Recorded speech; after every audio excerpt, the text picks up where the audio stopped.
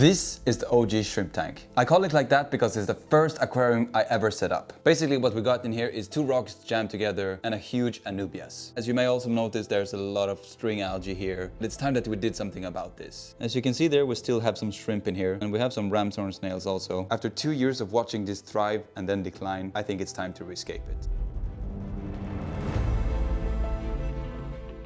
The first thing I'm gonna do is remove the floating plants. It's not doing very well here, and it's all tangled in with the string algae. This anubias is huge. Here's a picture of how it looked like when I put it in the tank. Oh, I can just lift out the rocks as well. Yeah, I guess this come out as a whole piece. Oh, look at those roots. Ah, scheisse. Whoa! Whoa! Check it out. That's so cool. I don't know where I'm gonna put this. I think the only tank that can handle it is Leo's tank, so let's put it there. Guess I have to lay it in like this. I'm gonna let this settle for 10 minutes and we come back so we can see anything. And while we wait for that, I have a little tank here in the kitchen. It's just a little aquarium I have here in the kitchen for plant trimmings. I'm gonna place it right here. The plan is to put the shrimp and the snails in here, and also to put the filter so we keep the filter running so we don't have to stress the build, you know? So let's drain it and let's catch the shrimp.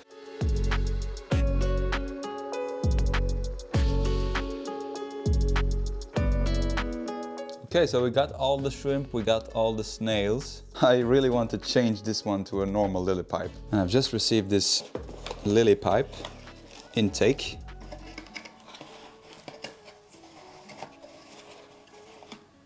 Yes, finally.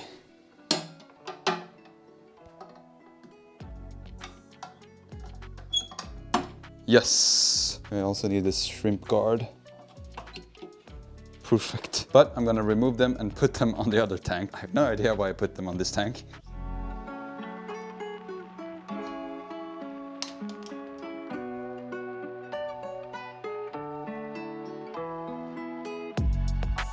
Hey! The plants just arrived, and just in time. Oh, I got a lollipop!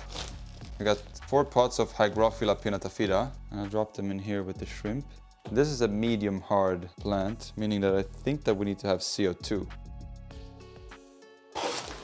And then we got some Tropica soil powder for the aquarium. No, no, no, no, no, no, no, no. What are you doing? What are you doing? Lay down. Lay down.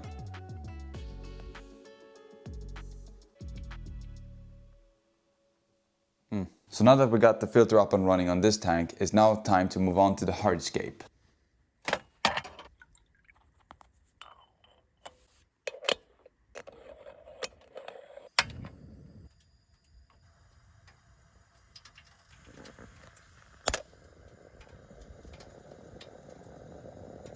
This time I'm taking inspiration from the Swedish forest. I'm a chef and I love foraging for mushrooms. And I often come across these majestic rock walls covered with moss, with a green carpet at the base and tall trees behind it. There's something special about it.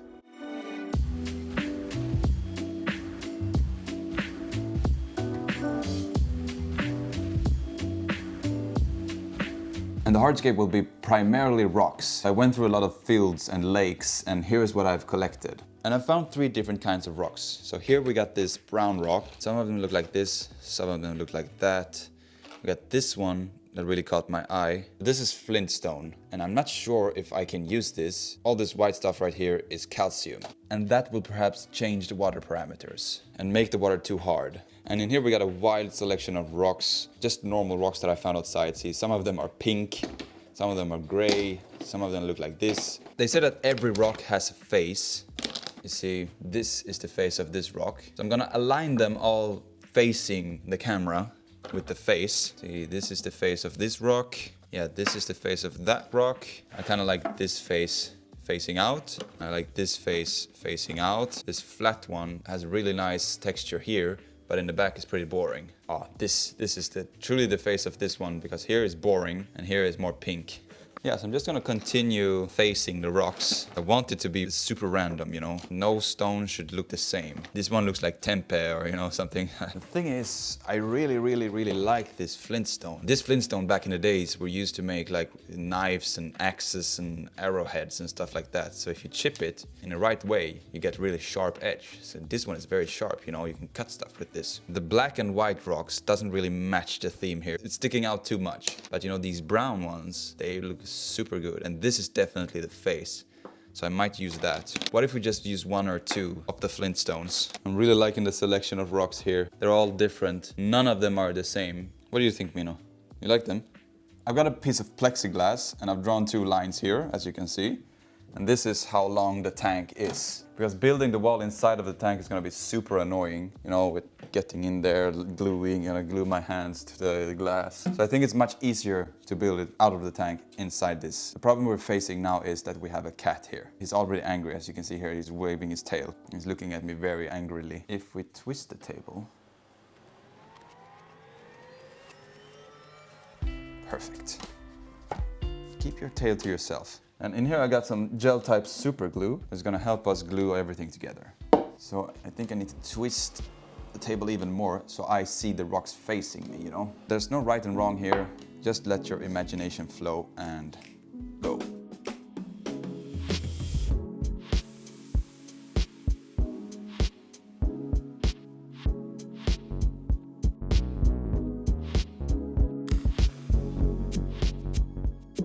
Yeah, we're gonna take a little break, let this thing dry completely, and then we'll come back. Okay, so we're back. It's not fully cured yet, but it's not going anywhere.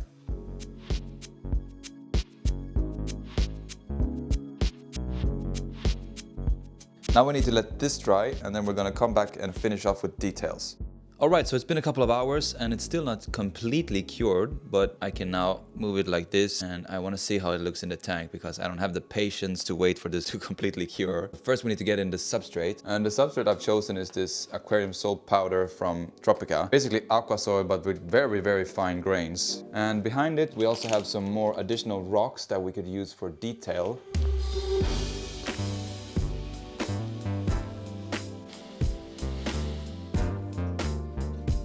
I don't have these professional aquascaping tools, but you know, my fingers work perfectly fine.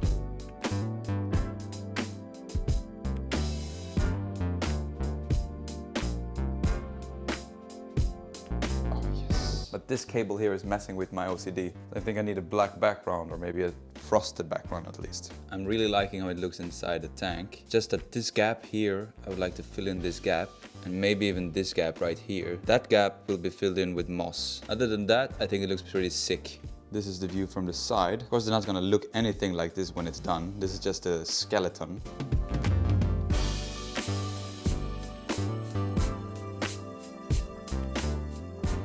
I don't think we can go much higher than this because we need to see the plants as well. Let's just close off this line here.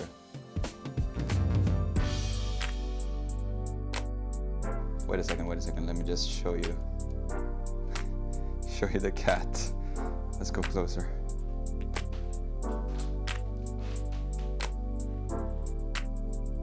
Mino. What is this position?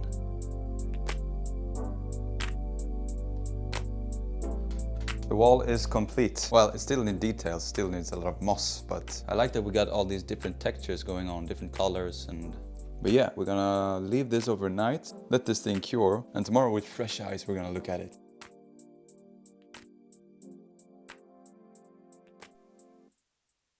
Okay, so it's now the next day and the rock wall has completely cured. And it's time to prepare the plants. And so what I do is I remove the label, remove this thingy. I have a little bucket of water here. I take the whole plant out carefully. It has this gel in the bottom that is like hormones and nutrients, and I want to wash that off.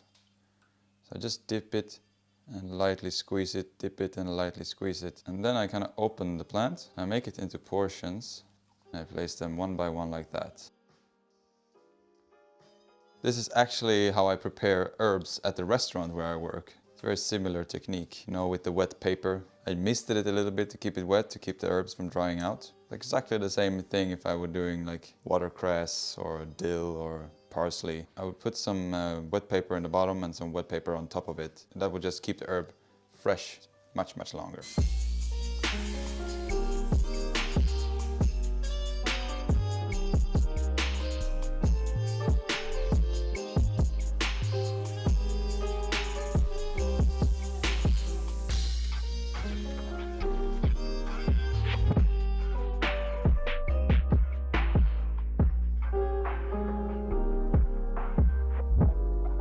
This one is a little bit different because this one comes in something called rock wool. So I split it in half and then we just try to remove as much as we can without damaging the roots. I like to use a fork for that.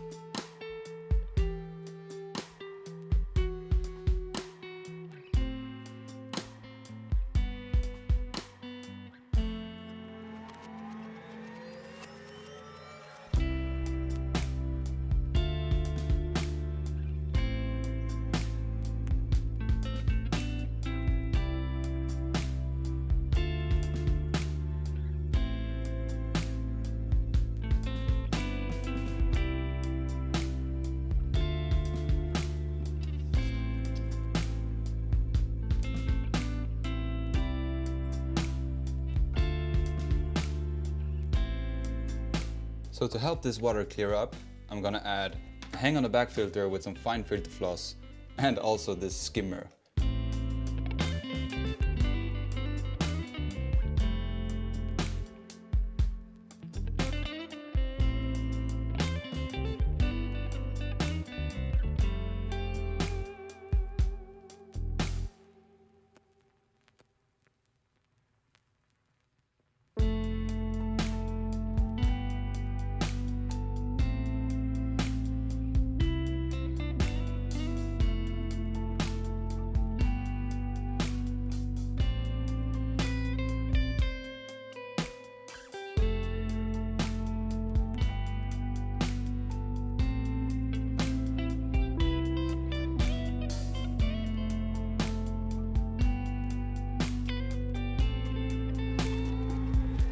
One, two, three.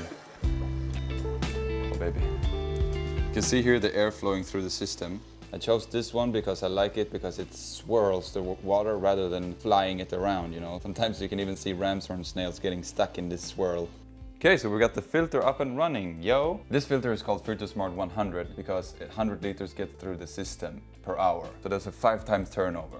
At the moment we have the DIY CO2, which I really can't control. If you have too much CO2, there's problem. If you have too little CO2, there can be problem, you know, with algae, or you can even kill the fish. But we're not gonna have fish, we're gonna have shrimp. But still, you know, I want this to be a very controlled environment. So for now, we're gonna leave it like this. And we'll come back when we have the CO2 system ready to go. So it's been a couple of weeks now since we built this, and before I show you the progress, I want to show you some cool gadgets that I just bought. The first one is a reverse osmosis system, and this particular one is from Arca, and it's the MyAqua 190. It means that it can purify 190 liters per hour. This is perfect for me, and I actually have it running. I don't know if you can hear it. Sounds like somebody's peeing in my kitchen. Let's take a look. So it's hooked up to the tap, goes all the way like this into the fine filter. And then it goes to the carbon filter, and then behind everything there's a membrane, and I also bought the resin filter, so it purifies it to the maximum.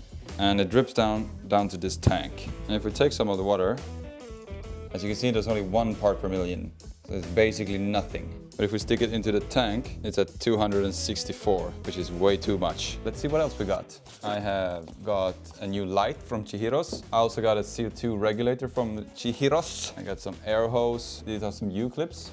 I got some bee shrimp mineral. I got some shades for the actual light. This is a solenoid controller for the CO2 regulator. And this is just a little Nano diffuser. I also got this CO2 checker. So the first thing I want to install is this Chihiro's light.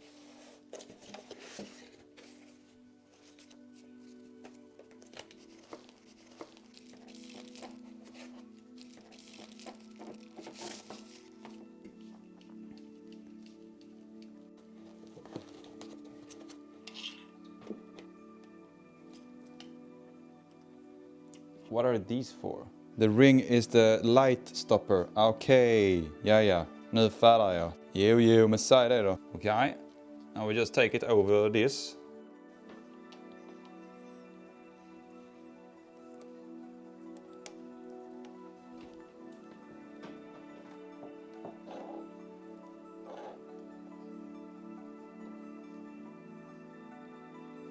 Before we move on, let's take a look at the tank. I can see that the moss has definitely grown a bit. I'm gonna wait until it's a bit taller, cut it, and then replant it. I can definitely see that Pinatafida has been growing a lot as well. Another thing is the floating plants. We have to completely remove them, I think, because you can't really see what's going on in here. This is what it looks like with the normal light. It looks like this, looks like this, looks like that. If you come around here, Pinatafida looks like this. And from up top, it looks like that. From the side, it looks like that. Whoa, that's powerful. I don't know if you can see any difference, but I can clearly see a difference with the naked eye. The camera probably doesn't pick it up the way I do it. In real life, the green is even greener, you know? Can't really see it on the plants, but to me, everything is much more greener. I mean, look at the carpet. This light is just amazing. I just wanted to see what's the difference between good and fantastic, and here you can clearly see the difference. This is 100% intensity, and I don't know if we're gonna get algae issues if we have it at 100%. So yeah, we definitely need to download the app. So let's do that now.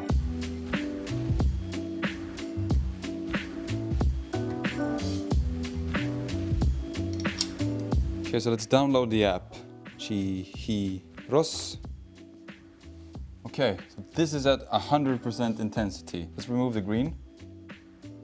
No. Let's remove the blue. The blue makes it even more green. Let's remove the red. Yeah, this makes it look weird. Shrimp, green, red, blues, fish. We want shrimp. We're gonna go with the shrimp. I like this shrimp one. Now let's move on to the CO2. This is the CO2 regulator mate.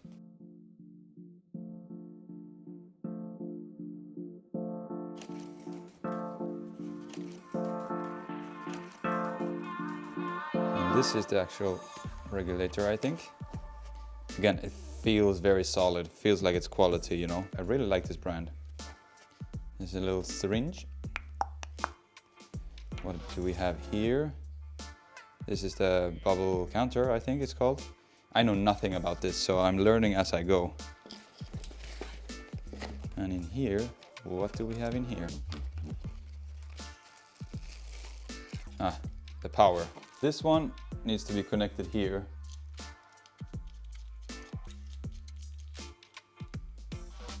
And then this one needs to be connected there.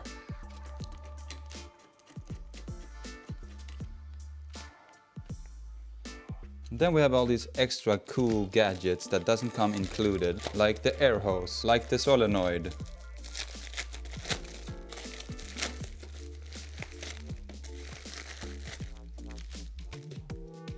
This we need to connect somehow. Yeah, you see here.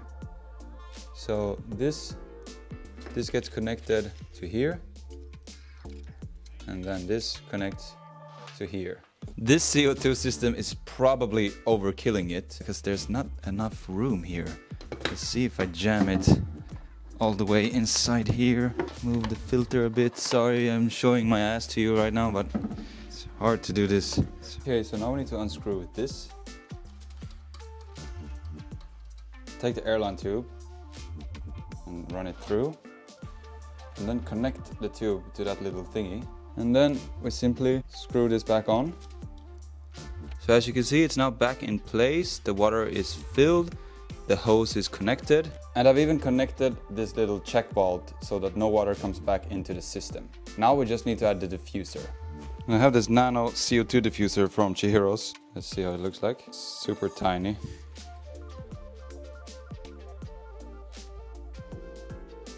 And let's add this little CO2 diffuser to the tank.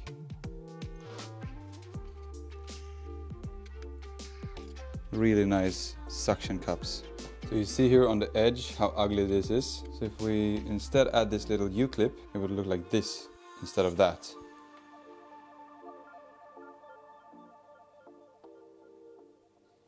Next thing we need to do is to open this thing here.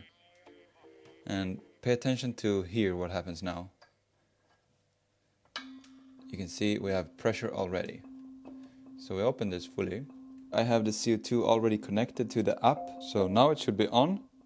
Yeah, we can hear the click. And now we need to turn this in order to get the CO2 going. This determines how much CO2 you put into the tank. Yeah, we can see the bubbles coming. So if I turn it on fully, you can see the bubbles coming. That's way too much. Now we have more stable CO2. This is probably too much even. But how can we know if we have enough CO2, you ask? This is where this come in handy. See, this is a drop checker. And as you can see here, we get this little liquid. We need to add 15 drops inside this drop checker. So 1, 2, 3, 4, 5, 6, 7, 8, 9, 10, 11, 12, 13, 15. And then we want it to go into here. This turns light green when the CO2 is good, and it turns yellow or blue if it's not. Yeah, I don't know. Let's just put it in the tank.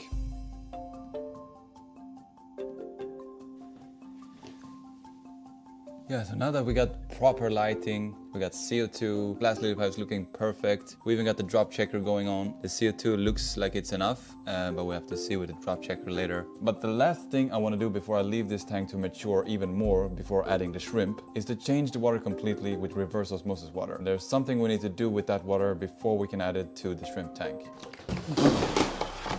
Okay, so this is the water that I cleaned this morning. This is pure H2O. There's nothing else in it. So I'm just gonna pour some in this bucket. All right, so that's 10 liters. Let's quickly test it with the TDS pen. It goes down to 1. But this water is not safe for fish and shrimp now. We need to add some minerals. This is the bee shrimp mineral GH+, and these are for bee shrimp in particular. I'm just gonna add a little bit at a time and see how much that is. Just grab the whisk and whisk it up. Let the minerals fully dissolve. And let's see here what the TDS pen says. It says now 74. So we need just a little bit. That just might be enough. Oh yeah, 113, and I think that's enough. So I want to come up to 120, but I think there's gonna be some minerals in the leftovers, you know, in the tank. So let's go do a water change.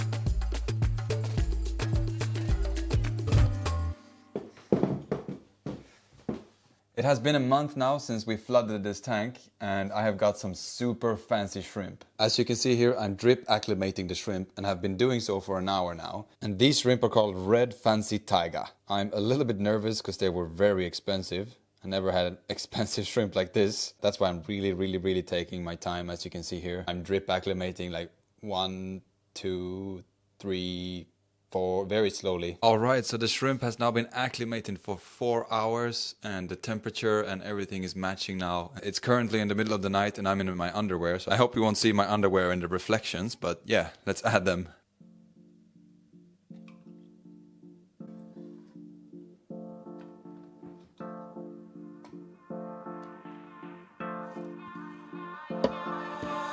Whoa, straight away that looks amazing. I can't tell you how long I've been waiting for this. I've been staring at this empty tank and now finally we have red fancy tigers. But it's time to go to bed. I'm happy to see that the shrimpy are just grazing around, calmly being curious, walking around, not showing stress of any sort. So tomorrow we're gonna take a better look. So yeah, buonanotte.